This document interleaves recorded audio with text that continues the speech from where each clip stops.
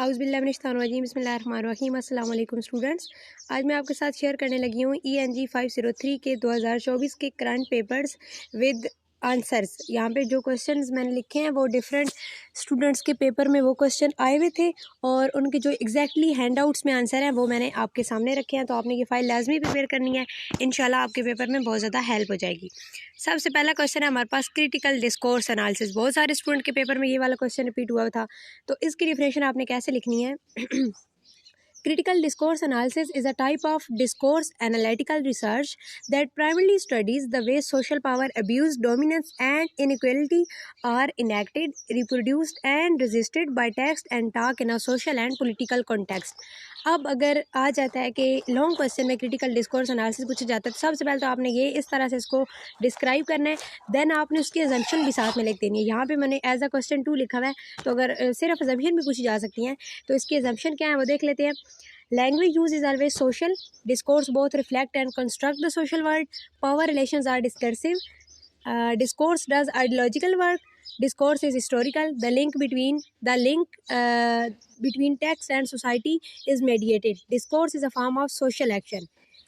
ये हमारे पास इसकी assumption थी, ये भी बहुत इंपॉर्टेंट क्वेश्चन है। आगे हमारे पास है question number 3, semantic and pragmatic differences. ये मेरे अपने पेपर में भी आया हुआ था, तो आपने इसको लिखना है ऐसे है कि इसका आप टेबल बना लीजिएगा। एक साइड पे आप सिमेंटिक के बारे में लिख दीजिएगा और दूसरी साइड पे प्रैग्मेटिक के बारे में। देखते हैं कि सिमेंटिक के बारे में हमारे हैंडआउट्स में क्या लिखा हुआ है। Semantic is the study of literal conversation, conventional meaning, how words and sentences are related to the real or imaginary objects they refer to and the situation they describe. उसके बाद अब ये लिख सकते हैं कि जो सिमेंटिक टर्म थी वो माइकल ब्राइल ने कॉइन की थी। और आगे जो है प्रैग्मेटिक के बारे में है कि the study of word speakers mean और स्पीकिंग मीन, यानी कहने का जो स्पीकर के कहने का जो मतलब होता है उसको हम कहते हैं pragmatic, is called pragmatic. It is the study of invisible meaning or how we recognize what is meant or even it is not actually said or written. यानी स्पीकर जो कहना चाह रहा होता है असल में उसने वो कहा नहीं होता है लेकिन उसका मतलब वो होता है। Does include background knowledge of context, people know about each other and the word. Pragmatic में vary from culture to culture, यानी different culture में different figurative language के ना different meanings होते हैं। आगे हमारे पास है question 4, criteria for the selection of vocabulary, what is the role of frequency. ये भी मेरे अपने पेपर में क्वेश्चन आया हुआ था, तो इसका जो आंसर है वो आप यहाँ से देखें। Useful to teach the most frequent words in any language, list of vocabulary can be according to learner, areas of use. तो इसके बारे में बस यही, आप फ्रीक्वेंसी के बारे में एक ये लाइन हमारे हैंडआउट में दी हुई है, तो ये आपने देख लेनी है। आगे हमारे पास है question number 5, use of internet in language learning classroom. Computers can be connected to the internet and incorporate interactive multimedia, text, graphics, audio, video, and animations. The explosive growth of the internet has given new life to interactive media and call. The teacher and learner need to use web browser software. Many English teachers use the internet in their courses, set online homework, and use it to find material and ideas. Some have become an online teachers.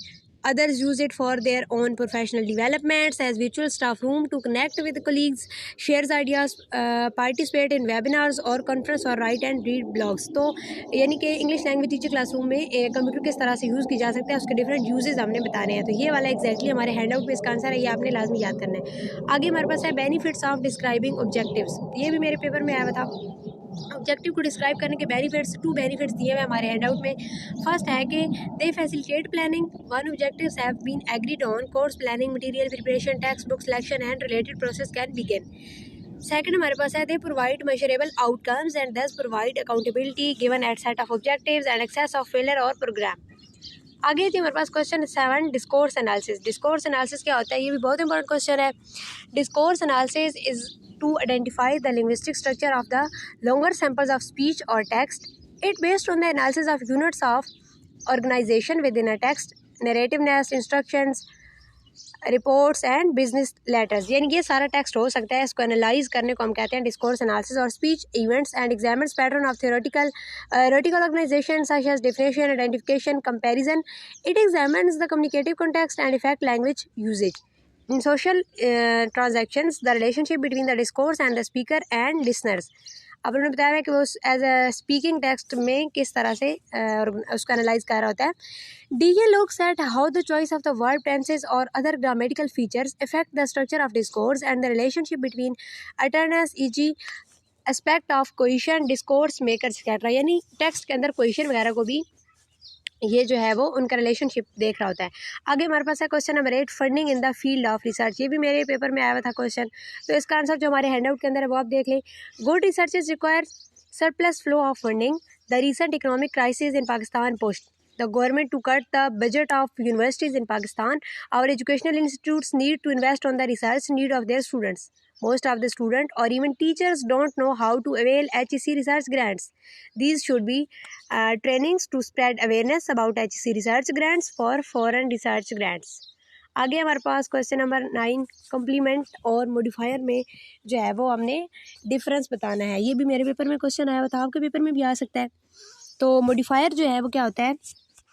A modifier is a word especially an objective or noun and attributively that restricts or adds the sense of head noun, good and family in a good family house.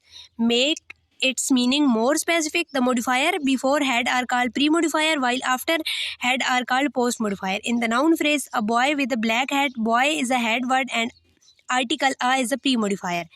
With black hat, a post-modifier, यानी कि अगर वो जो है ना वो word से पहले आ रहा हो तो वो प्री-मॉडिफायर होता है, अगर बाद में आ रहा हो तो वो पोस्ट-मॉडिफायर होता है। इन्होंने यहाँ पे कुछ एग्जांपल्स दी हुई हैं। आगे हमारे पास कॉम्प्लीमेंट्स या कॉम्प्लीमेंटाइजर, तो ये क्या होता है? Other phrases in a sentence that are not opinion like modifiers, they are necessary to complement sense. Example, he is a tall boy.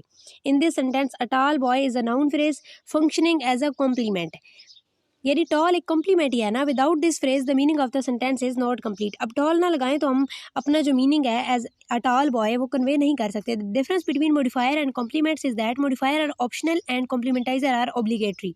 This difference can be show through a tree diagram. आगे हमारे पास monolingual corpora, ये भी most important question है।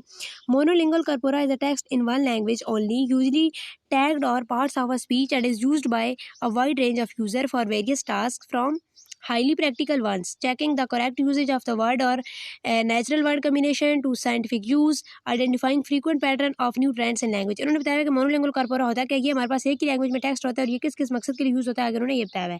Norton's identity, Norton ने identity का जो concept दिया था, ये भी इंपॉर्टेंट क्वेश्चन है। तो हमारे हैंडआउट में इसका जो कॉन्सेप्ट है वो ये है कि Norton identity is how people understand their relationship to the world, how that relationship is constructed across time and space, and how people understand their possibilities for future. ठीक है, तो ये आपने जस्ट याद कर लेना है। आगे हमारे पास क्वेश्चन नंबर 12 है, conversational implicature. These are the assumptions suggested by the speaker and inferred by the hearer in exchange situation. They are not encoded in the said words but are generated by the interlocutors. Cooperation to the rational communication. उसके अलावा जी हमारे पास यहाँ पे एक और question है, exophoric reference. Exophoric reference, exophora which is interpretive source lies in the context, Mary is standing there I like her. यानी कि यहाँ पे जिस चीज़ की हम बात कर रहे होते हैं, जिस चीज़ के बारे में, जिस कॉन्सेप्ट के बारे में, जिस बंदे के बारे में, उसका उस लाइन में जो हम बोल रहे होते हैं उसमें कोई जिक्र नहीं होता है, लेकिन कॉन्टेक्स्ट से समझना पड़ता है उसको। अब जैसे हम कोई बंदा सामने है तो हम अपने साथ वाले बंदे से उस बंदे के बारे में कोई बात करते हैं, तो हम बेशक उसका नाम ना भी ले रहे हो, वो सामने है, उसकी तरफ हमारा इशारा हो रहा होगा, तो वो क्योंकि हम कॉन्टेक्स्ट प्रोवाइड कर रहे हैं तो उस बंदे को ये बात समझ आ जाएगी जिससे हम बात कर रहे होंगे। तो ये होता है exophoric reference. I hope so आपके लिए ये वीडियो बहुत ज़्यादा हेल्पफुल होगी। अगर आपने मेरे चैनल को सब्सक्राइब नहीं किया तो काइंडली सब्सक्राइब कर ले ताकि बाकी पेपर्स की भी वीडियोज़ आपको मिल सके।